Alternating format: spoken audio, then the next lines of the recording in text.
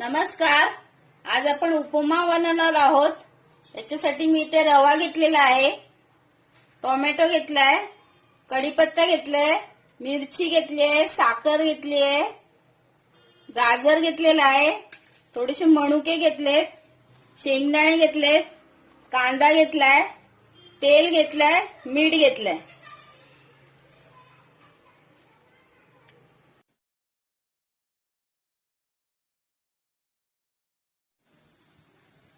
आता मी उपमा बनायला चालू केलेला आहे.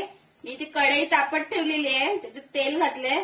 रव्याला मी असंच कढईमध्ये भाजून घेतलेलं आहे, खमंग वास सुटेपर्यंत. मी आता इथे कढईत तेल तापायला ठेवलेलं आहे.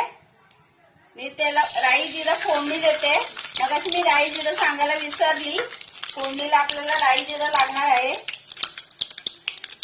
कढीपत्ता घालते, मिरची घालते, शेंगदाणे घालते आणि कांदा घालते. हे फ्राय करून घ्यायचं, व्यवस्थित फ्राय करून घ्यायचं सगळं.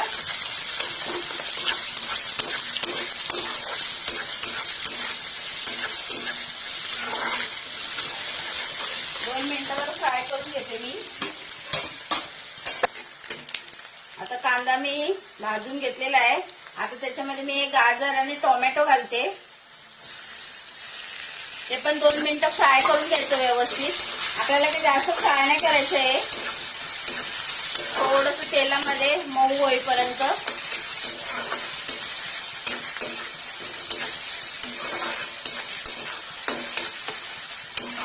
हाय फ्लेमवरती करायचं थोडं 2 मिनिटं. थोडेसे मनुके घालते.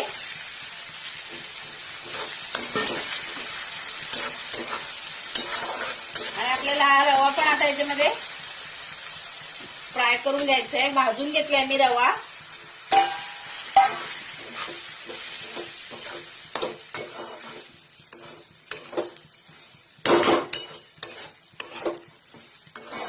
उपमा झटपट होणारा आहे असा आणि खायला खूप टेस्टी लागतं. आता आपल्याला त्याच्यामध्ये चवीला थोडंसं मीठ घालायचं आहे.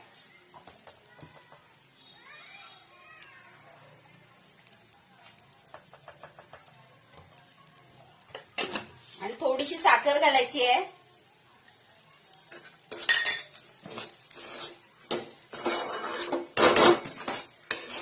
आता मी इथे पाणी गरम करत ठेवलेलं आहे.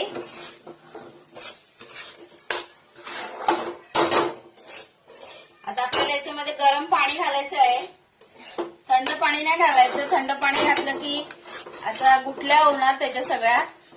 गरम पाण्याने आपला उपमा मस्त मोकळा होतो. गरम पाण्याचाच वापर करायचा.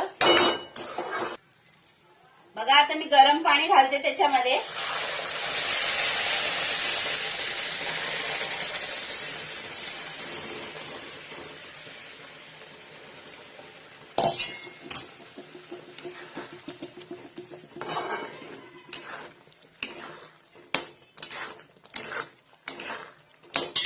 आता फ्लेम एकदम छोटी ठेवायची आणि 2 ते 5 मिनिटं आपल्याला त्याच्यावरती झाकण ठेवायचं आहे.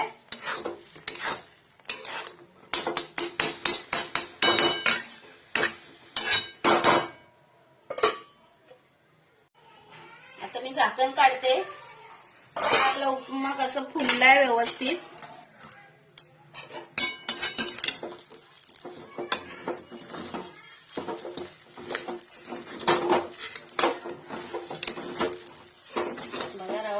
शिजलेला आहे व्यवस्थित एकदम. आपलं तयार झालेला आहे उपमा. आपण त्याला थोड्या वेळाने सर्व करूया. मी 2 मिनिटं असंच ठेवते उघडं जरा गॅसवरती, मध्यम आचेवरती. मग आपला उपमा तयार झालेला आहे. जर माझ्या रेसिपीज तुम्हाला आवडत असतील तर मला नक्की सपोर्ट करा. थँक्यू.